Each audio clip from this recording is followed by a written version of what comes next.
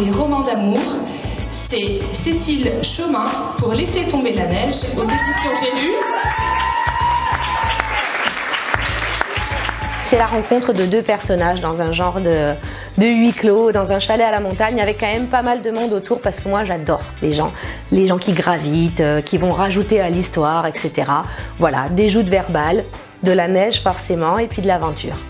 Un énorme merci à Babelio bien évidemment pour tout ce qu'ils apportent, pour la communauté que ça crée autour des livres, et puis à tous les gens qui l'ont soutenu, qui ont soutenu mon Titi et qui ont aimé et qui ont cru en l'histoire, et c'est énorme, je m'en remets pas, j'avoue.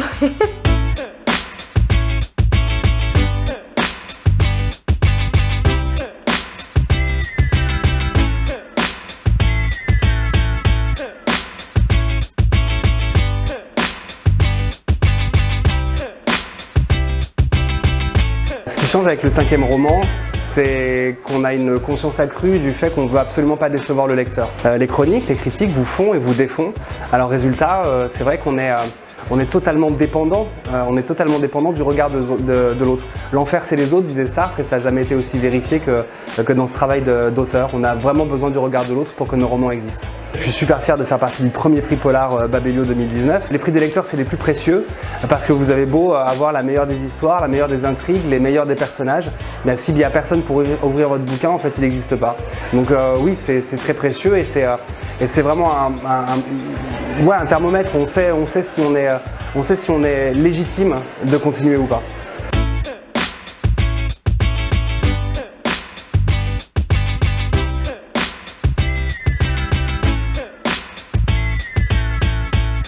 Catégorie jeunesse, il s'agit d'Engrenage et sortilèges d'Adrien Thomas aux éditions Rajo.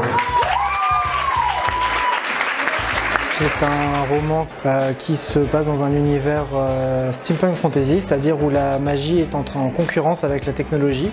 Et Grise et Cyrus, les héros de l'histoire, Grise est une mécanicienne et Cyrus est un magicien. Ils ne peuvent évidemment pas se supporter, jusqu'au moment où ils échappent d'extrême justesse à une tentative d'enlèvement. Ce qui les force à fuir dans les bas-fonds de la cité et à trouver des alliances et à devoir conclure des alliances avec des assassins, des voleurs et des révolutionnaires, ce qui va radicalement changer leur manière de concevoir comment fonctionne leur société. Je voulais du coup remercier avant tout les lecteurs pour, j'imagine pour certains d'entre eux, d'avoir menacé les gens pour qu'ils votent pour moi, je suppose.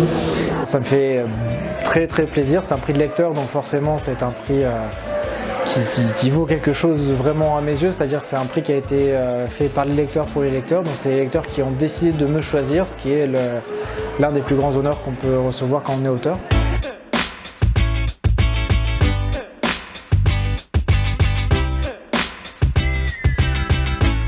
Pour la catégorie littérature de l'imaginaire, le prix revient à Mathias Malzieu pour Une sirène à Paris, aux éditions Albin Michel. Pour moi, c'est très joyeux parce que c'est les lecteurs, quoi. Alors évidemment, on est très content quand c'est des professionnels qui donnent des prix, hein. C'est génial aussi. Mais là, en fait, il y a un côté communauté de lecteurs, et moi, ça me rassure. Par exemple, je me sens toujours mieux quand il y a des livres autour de moi. Même quand j'ai pas le temps de les lire, j'aime être autour des livres. Et là, en fait, c'est la version internet d'une bibliothèque géante avec des gens qui se parlent. Et du coup, que les gens s'en parlent suffisamment en bien de cette histoire que j'ai essayé de bricoler dans mon coin pour me donner un prix, et ben ça me touche beaucoup, ça me donne de l'élan.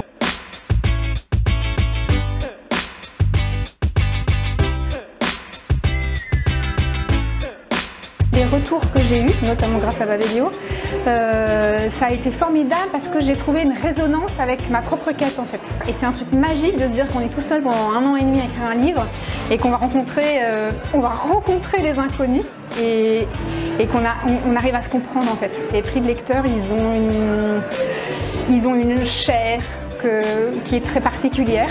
C'est la chair de l'authenticité, la spontanéité. J'aime la catégorie. Parce que c'est une façon de légitimer la littérature jeune adulte. Et je pense que c'est grâce à ce genre de démarche, la démarche qu'a eu Babelio, que cette littérature qui a ses spécificités, elle va pouvoir gagner sa place en fait.